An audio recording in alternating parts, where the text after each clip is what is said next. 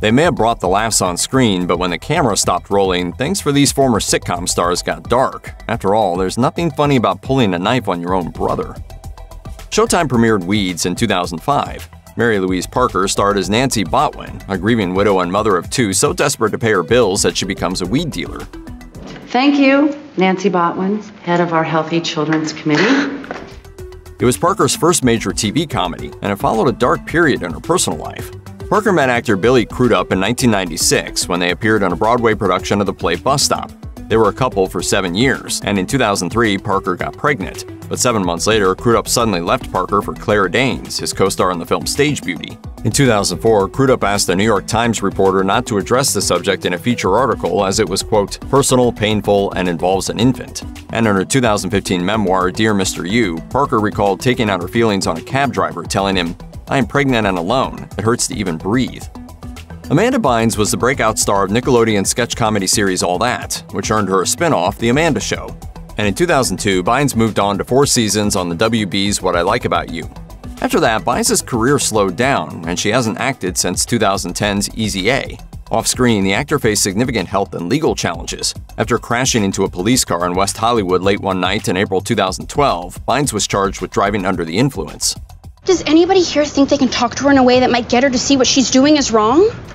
4 months later, she struck another car and left the scene. She was charged with hit and run for a second time that year, and her license was suspended. Police seized Bynes' vehicle weeks later when she was caught driving illegally.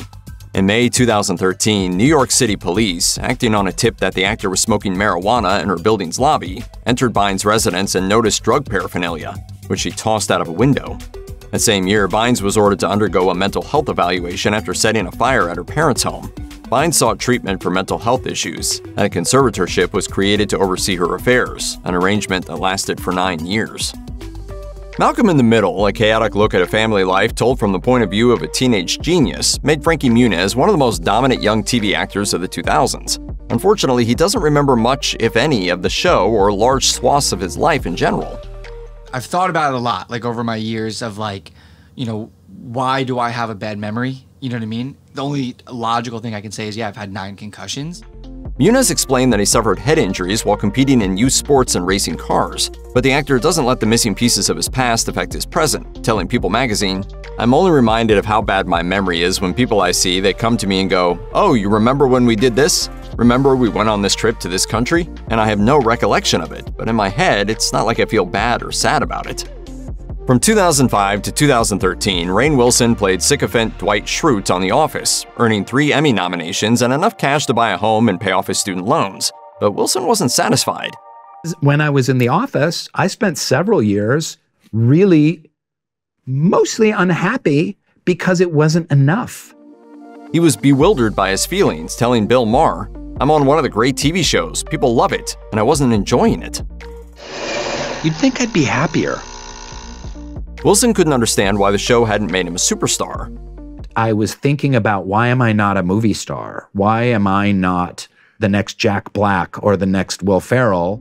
Wilson has since embraced his spirituality and gone to therapy. Speaking to the Diary of a CEO podcast, Wilson tried to explain, I experienced a lot of pain in my life and a lot of suffering with anxiety and depression and addiction. As I dove into recovery and the therapeutic process, I can pin that squarely on a lot of gross imbalances and trauma that I suffered as a child. Christina Applegate, star of multiple hit comedies including Samantha Who, was diagnosed with breast cancer in 2008. After testing positive for a genetic mutation that indicated the cancer would likely return after treatment, Applegate elected to have a double mastectomy.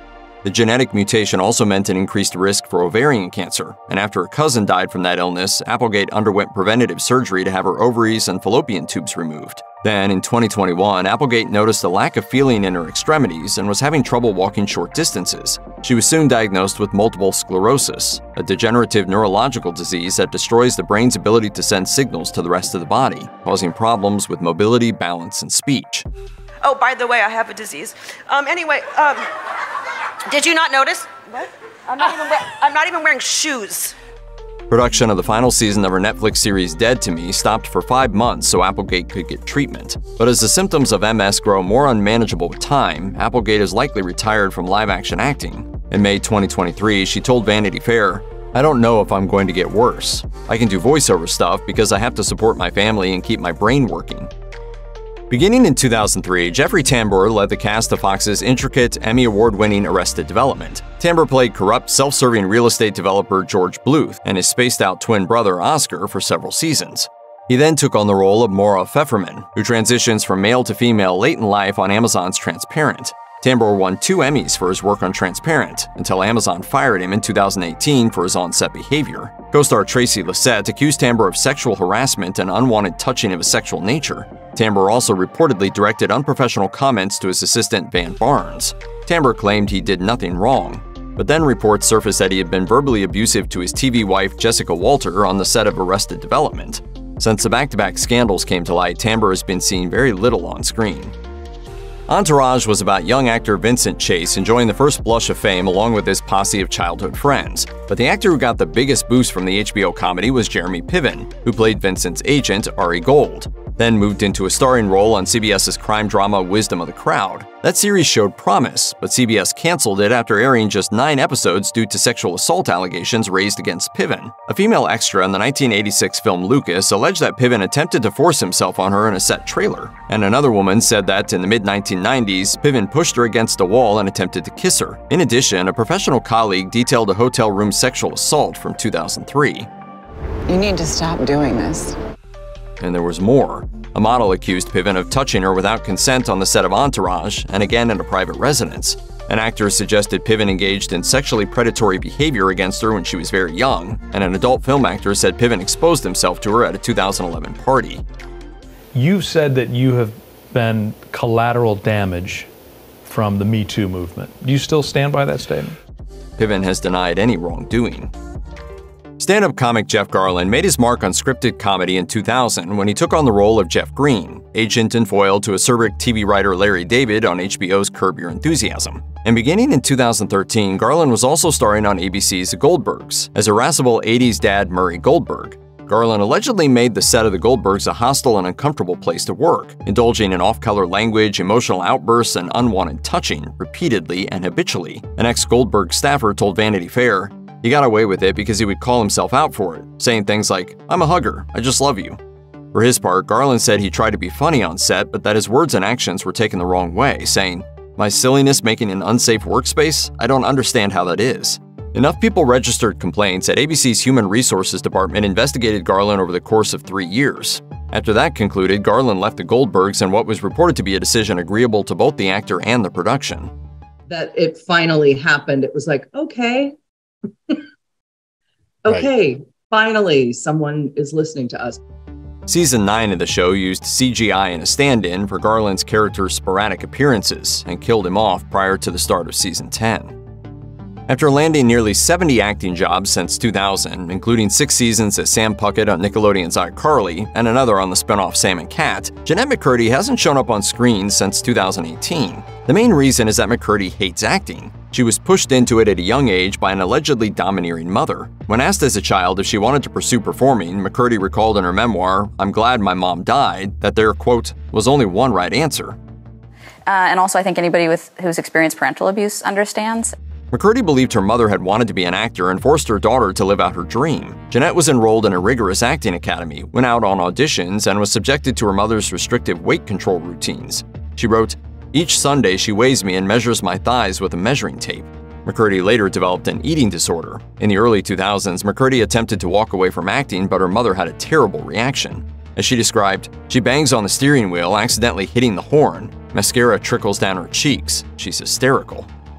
After appearing on various family sitcoms as a child actor in the late 1990s, Orlando Brown got in with the Disney Channel tween entertainment machine. He voiced Sticky Webb on the animated sitcom The Proud Family, and on the 2003 to 2007 live-action comedy That's So Raven, he played Eddie, the cocky but bumbling best friend of a teenage psychic. In the 2010s and 2020s, Brown dealt with a number of legal issues. In 2011, he was convicted in California on a charge of driving under the influence, and after he neglected to attend a court-ordered alcohol education course, he was arrested. He skipped the court date over that charge and was arrested once again in 2013 after police in North Hollywood pulled him over on suspicion of driving while intoxicated.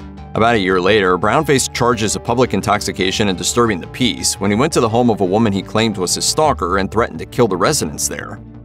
It's very clear to me that some of your thinking is confused. In order to keep Brown from moving into a shelter for unhoused people, Brown's brother took him into his Ohio home in 2022. 2 weeks later, police were called to the scene and arrested Brown on misdemeanor domestic violence charges after he reportedly threatened his brother with a hammer and a knife. If you or anyone you know needs help with mental health or has been a victim of sexual assault, contact the relevant resources. Contact the crisis text line by texting HOME to 741-741, call the National Alliance on Mental Illness helpline at 1-800-950-NAMI 6264, or visit the National Institute on Mental Health website. Visit the Rape, Abuse, and Incest National Network website or contact Rainn's National Helpline at 1-800-656-HOPE 4673.